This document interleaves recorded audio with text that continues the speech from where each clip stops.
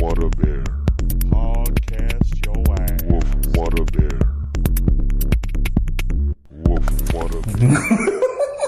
What the? Oh, dead spirits. Oh my God. Dead spirits. Hey, welcome everyone to Podcast. This is Nard. And this is Ray. And we have a guest, Clay. Woo, Clay.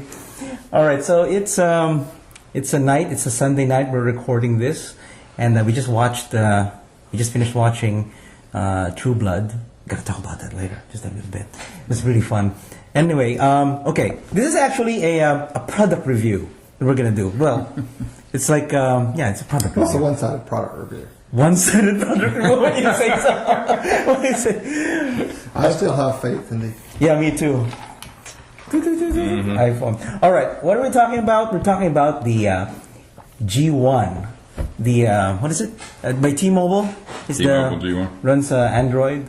Okay, show it to the audience over there. Yeah, it's a what do you call this? Yeah, there you go. It's a G1. Flip it open. Yeah, can you flip it open? There you go. Wow. Wait, hold on. Woo, iPhone. So, okay, Clay, you're here to review what's so good about the G1. I like having the actual keyboard. All right. That's to me, even though it's thicker because of the keyboard, I think the keyboard gives you a lot more area to type with because in using the smaller on-screen keyboard, it's really hard for me with my big fingers. Oh, okay. So what are you trying to say? You got big hands, Clay?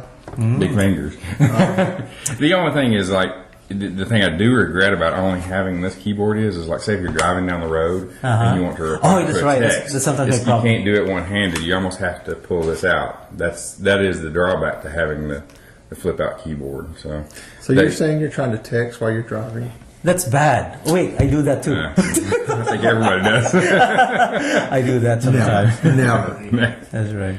But they do say that they're going to come out in the spring with an on-screen keyboard that you could slide up and do it Without having to open the other keyboard. They say it's going to come out in the spring in one of the updates. How about games? What have you been playing? Games, the only one, I'm not real big on games. I'll play them sometimes. The only one I've played on here is Pac-Man. Pac-Man, you play Pac-Man? Pac-Man, they got great Pac-Man on here. And with the trackball, it works great. Oh, it does? It has a little trackball. Oh, it's like the, it's like the Crackberry, like Blackberry. Nice. So what applications do you have? Well, let's go through. Okay, go ahead. Some of the ones I've downloaded and put on here, there's a caller ID function that actually goes out to the internet white books and pulls the caller ID information, displays it on the screen. It uses the white pages or something? White pages on the internet and brings it in and shows you who's calling you, and you can click on it and it'll take you to a map showing you how to get there. Like if it's a business calling you, you can click on it and they'll show you how to get to their address. Wow. That's pretty handy. The other one I use is a program called Locale, and it basically is constantly polling your location to see where you're at and the time. It's like looped. So you can have your background, your ringtones change depending on where you're at and the time of the day. Oh. So if I'm at work, it can take off any backgrounds that I don't want people at work to see, or maybe a ringtone that I don't want them to hear, and change that when I get to work just because it knows my location. How about Google Maps? You have Google Maps? Google Maps works really good. It's got the Street View built in. No, we're going to have that very soon, right? Yeah, it is coming to the iPod soon from what I hear. Yeah. But it's got the Street View built in. It uses the GPS, or it will use a combination of network if you're inside a building to get your location. That's right. But it will use active GPS to get your location, and it'll give you turn-by-turn directions, but it's not voice-prompted turn-by-turn directions. Okay. It's just you can scroll through the turn-by-turn directions in it.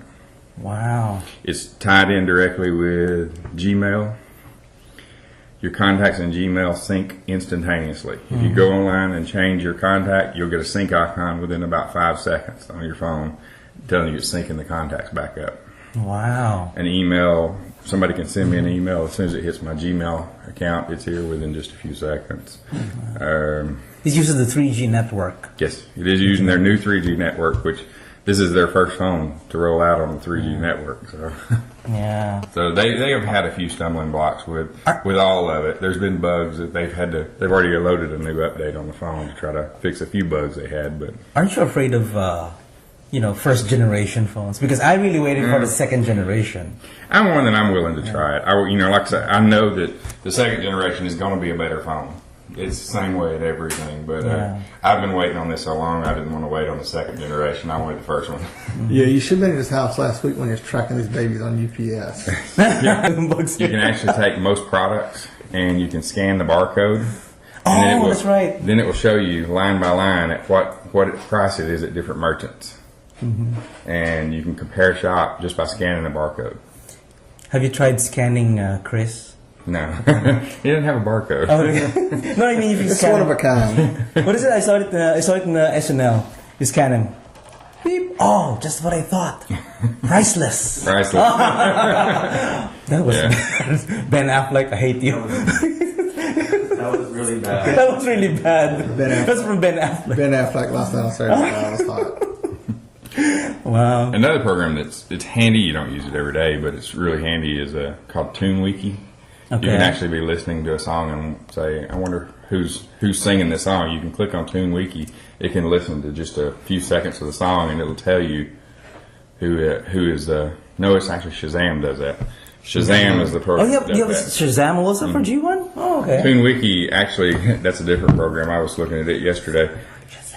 You got Shazam too? TuneWiki, actually, while you're listening to music, you can listen to any MP3. It'll start scrolling the lyrics across. It goes out on the internet. Oh, wow, Gets you the can lyrics, sing and you along. can sing along with the lyrics. So it's pretty handy. So it's karaoke for G-Phone. Yeah. Ring Droid, that's a pretty good one. Ring Droid, you can take any MP3 and you can chop it into a ringtone and save it on the phone. Make your ringtones out of that. Yeah. This one is kind of a neat application, but it's What's not it do? really functional. It's a compass. Oh, it's got its own You can compass flip thing. up and have a compass on the screen. So you won't get lost. All right. You won't get lost. Until your battery dies. So your battery dies. and it Boy does use a Scouts lot of don't go to battery. G-Phone. At least I think that could help, if you have directions and stuff. Because with the iPhone, you have the Google Maps and it can pinpoint where you are. Right. But once you don't have the internet anymore, let's say you're in a mountain, which happened to me in So Maine. you're going to New Braunfels, and then it's like, where are you?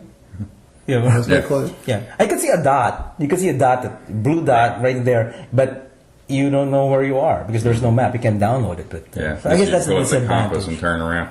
The other thing Yeah. is when you're, and I don't know if I have enough signal here because 3G doesn't look really good right here. No, 3G is not good at this. But you can pull up the Street View.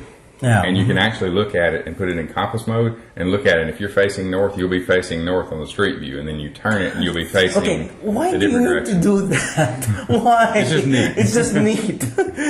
The only reason... Look, it's following me. No, the only reason that would be, well, not necessarily following you, but the reason that it would be neat to have that is like, say if you're going into a new area and you don't know, somebody's giving you directions and they tell you to go up the street and meet at a certain place and you're like, well, I've never been there before. You can actually look on the street and look at the front of that restaurant or whatever to know Yeah, well, I where you're did that going. last night because I couldn't remember exactly what the storefront of the restaurant looked like. So. Yeah. So if you're talking to somebody on the phone wanting to meet them somewhere, you can kind of look around and find It's a beside reference this. point. You Yeah. know?